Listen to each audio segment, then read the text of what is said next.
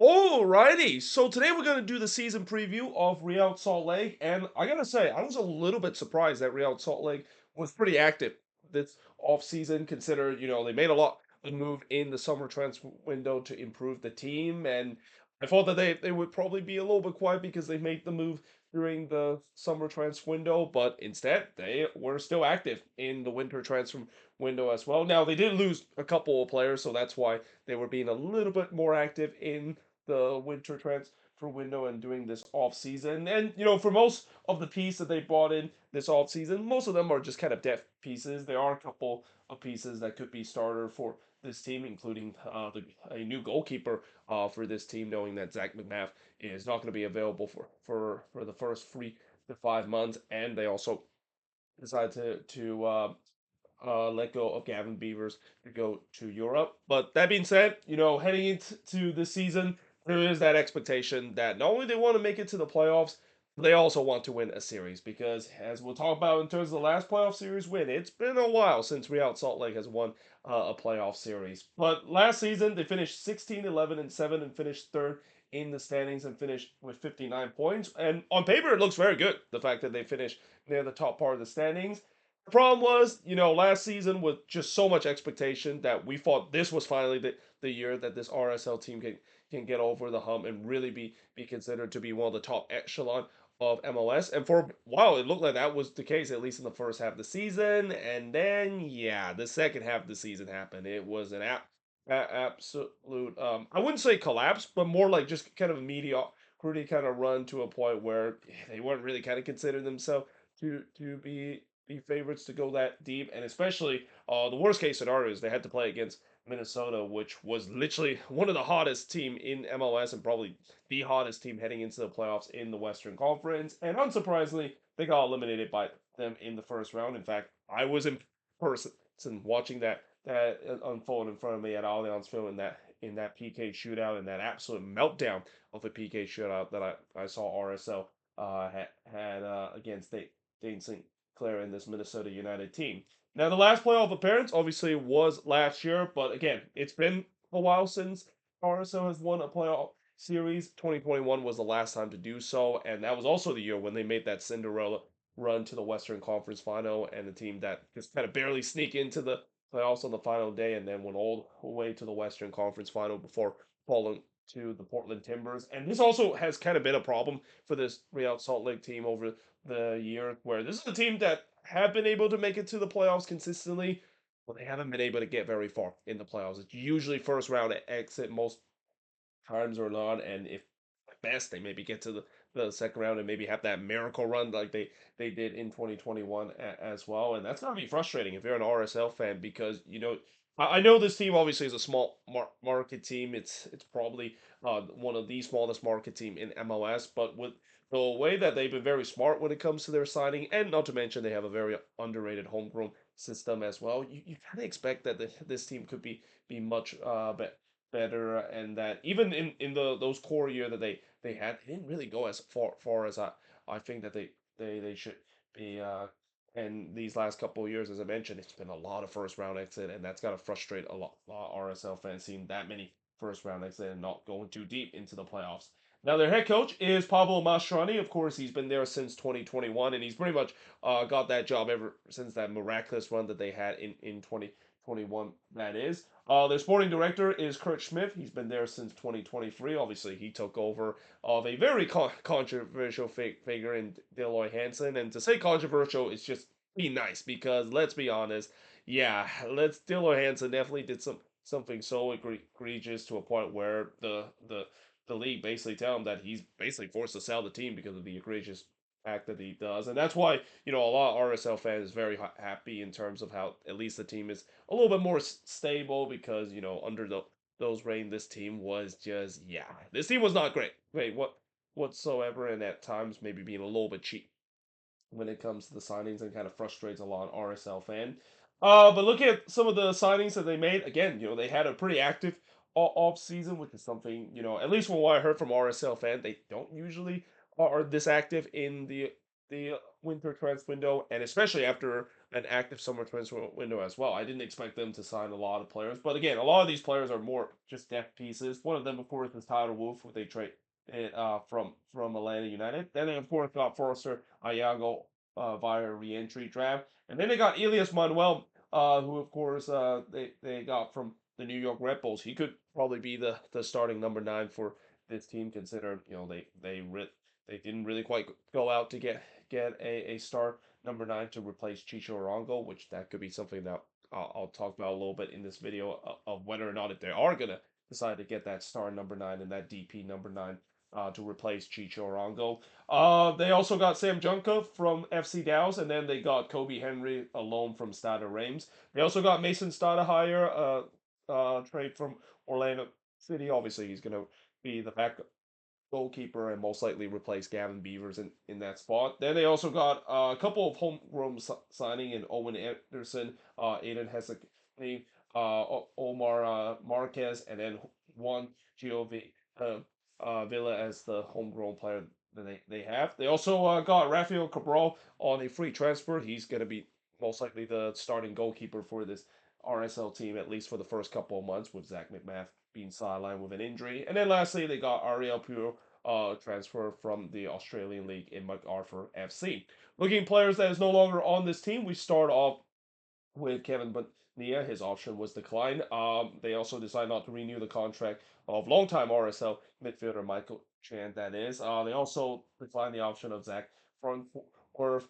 And also, so they just not to renew the contract. Thomas Gonzalez, or not Gonzalez, I'm sorry, but Thomas Gomez, that is. And then we also have a bunch of players that also have their option declined, starting with Eric Hull, Bertin Jakobsen, Benji Michel, Yazo Orozco, Elijah Paul, Denton Pierce, Rubio Rubin, and Marcelo Silva, who actually his option was not declined. He actually was simply just out of contract, and they decided not to bring one of their longtime center back in this team. So there are a couple of names out there that I think RSL fans might recognize, and these are the players that unfortunately they decided to move on from him because the depth that they bought in, there was really no need for them to keep those depth players that they had with their roster.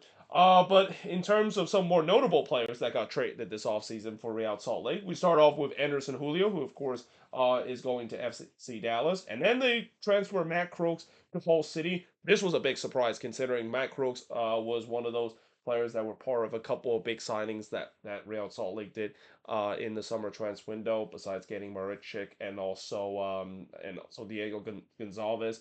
Matt Crooks was another player that they bought, and I thought he was going to be part of this project heading into the next season. And yeah, looks like he's going to be transferred to Hull City, and unfortunately, he's going to remember for doing his time with RSL in terms of missing that bad penalty in that second game against Minnesota. Pretty much put it into the wonder wall as well.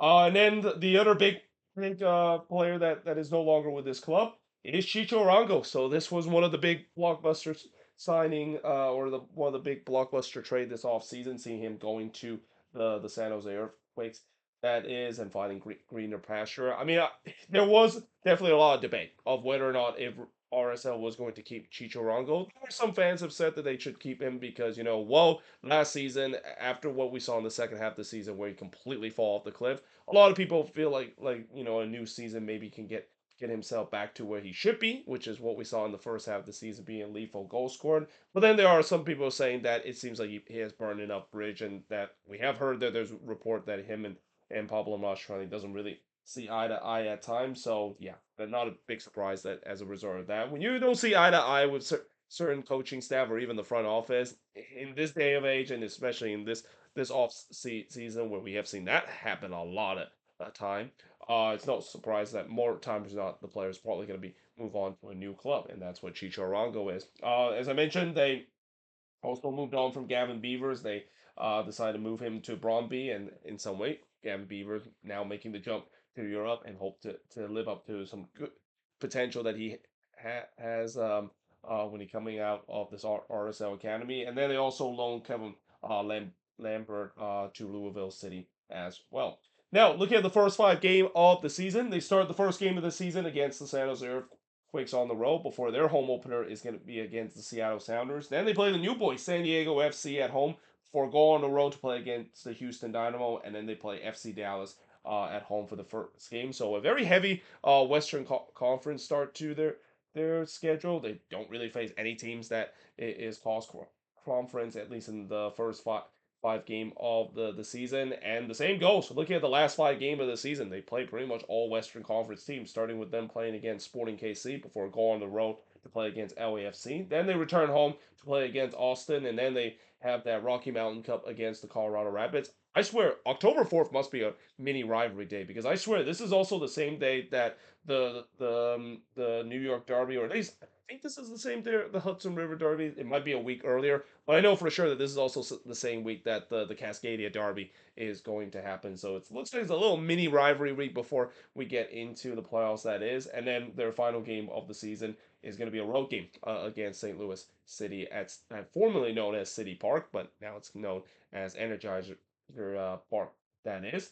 Now, looking at the strength of this team, I say it's going to be the attack, and I, I say that it's only on the attack mainly because I do trust the fact that some of those players that they bought in the summer will really step up. So guys like Diego Gonzalez and Dominic Maric, I'm assuming they're gonna step up in a big way. And also, bringing Elias Manuel, as much as he has had his issue in terms of finishing, he's still a very good attacking player. He's a guy that if you give him the ball, he's going to be a guy that will find it a chance to put the ball into the back of the net. Just don't ask if he can actually put the ball into the back of net. I mean, especially from Red Bulls fan, they'll probably warn RSL fan that you expect Manuel to put the ball into the back of the net every time. Yeah, that's a pretty sky high expectation for him, as that's kind of been the weakness in his game. Has had a lot of problem in terms of finishing, especially last season. But the weakness I would say about this team, it's definitely the lack of nine. And again, them putting Elias Manuel, I mean, he's not a bad starting option, but they could have absolutely done much better if he was going to be the replacement for Chicho Arango. I do think that they're going to potentially get a DP number nine, whether it's for the remaining of this offseason or in the summer that is.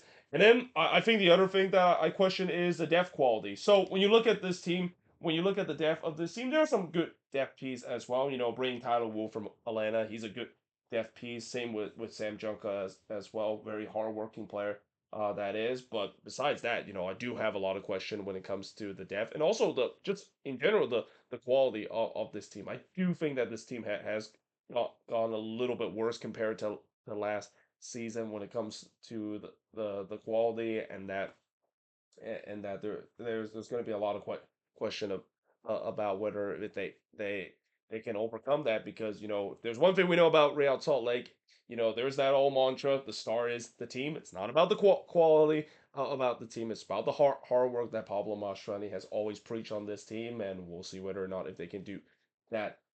To be able to get themselves where they were last season, which is finishing near the top of the standings, and also maybe win a playoff series or not. Now, the free big question, of course, facing this team, again, the DP number nine, that is a big question for this team. Will they get it in the remaining part off season, or are they going to do it in the summer? It feels like all signs are pointing in the summer. Again, this is a team that they tends to not really make those big move until the summer transfer window. And I've said before, when you of course wait in the summer, yes, you're going to get the better offer, especially from European team, because that's when European team really start to make those big move in the summer compared to the winter that is. But the thing is that if you wait until the summer, there is a risk that you could head in the first couple of months of the season and in a bad form, that you cannot wait until the summer transfer window begins so you can make addition. And by the time you get those players and integrate in your team, it's pretty much too late in terms of making any impact. I mean, we've seen it last season too, when teams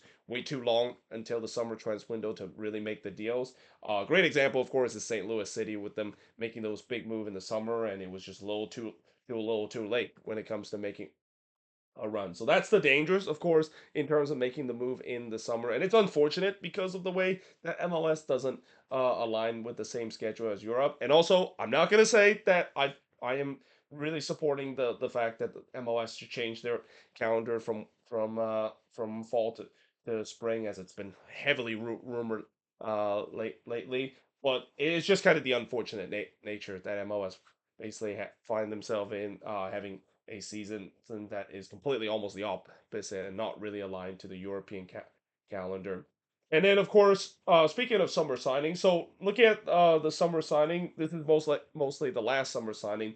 Will they step up after a slow start last season? So again, some of the summer signing that may like Matt Brooks, Diego Gonzalez, and Dominic Marchuk, all of those guys, I mean, they were okay, but they weren't really kind of game break or difference maker for this team.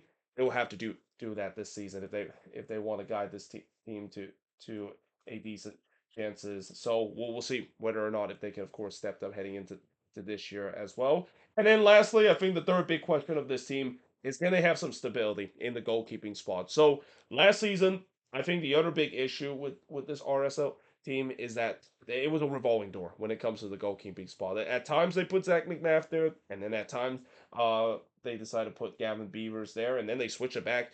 So whenever you have a situation where a team goes for a revolving door goalkeeping spot, that usually is not a sign of a good team. I've seen teams where they try to do that try to go with two different goalkeeper depending on how things is. And the reason why you don't see a lot of team do that is because it's not efficient, and also bringing in a different goalkeeper can really mess up how the back line looks and how the goalkeeping setup, the defense that is. So that is going to be something that they really hope that they can find some stability. And again, this is where bringing Rafael Cabral, we'll see how he will do. I feel like it's kind of a low risk high reward kind of situation, because if he doesn't do well in the beginning, at least they know that Zach McMath is going to come back soon, and he'll take that spot there, and he'll probably get that spot outright. But then here's the big problem that Real Salt Lake could be facing heading into this season. What if Rafael Cabral actually plays well? So are you going to keep him in, or are you going to maybe keep Zach McMath in case if Cabral suffers a bad run of form once Zach McMath is ready to come back? That's going to be something that they look to try to solidify. Again, you don't want to have a revolving door in terms of the goalkeeping spot. We don't see a lot of teams do very well when they have that situation where it's a revolving door of different goalkeeper depending on different games. So that's going to be something that Pablo Mastrani is going to have to figure out this season as well. So the expectation of this team, obviously, the playoffs is definitely the first big expectation, but really just a series win and maybe get themselves back to where they were a couple years ago of making a deep run. I mean, I feel like just saying a deep run, maybe that's a little bit of a reach there, because again, unless if they start to add more quality to this team, especially getting a DP9, I don't think this team is gonna go too deep. This feels like it's a team that could maybe be, I would say it's a playoff team, but I don't know if it's enough to win a playoff series or not, unless they make some big signing. And again, unfortunately, if you tell that to RSL fan, I don't think a lot of RSL fans would want to take that, because that feels like it's been the story of this team. And that, as I said before, whenever a team get into the stage, it's almost like a purgatory state that Real Salt Lake is in. It's a team that is good enough to make it to the playoffs, but not good enough to compete. And sometimes that could be just as frustrating as seeing a team regularly miss out on the playoffs, or even a team that underachieve all the time, because you know that you're one or two P's enough to go over the top, but you just simply can't. But you also doesn't suck enough to say that, well, we should probably start firing guys or just absolutely dismantle the team, because if you decided to do that, then yeah, most likely it could be a rebuild, which is something that I'm pretty sure not a lot of fans would want to hear about their team, especially how painful it is to go for a rebuild, as some teams have gone through in this league. But there you have it. That is pretty much it. Looking at RSL in this season preview, as always. Let me know in the comments below, what do you think of this season preview? And if you're a Real Salt Lake fan, what do you think is the strength, the weakness, the free big question, and the expectation is for this team heading into this season? But till then, hope you guys enjoyed this video. If you do, make sure you guys leave a like, smash the subscribe button, and yeah, I of course will see you guys next time.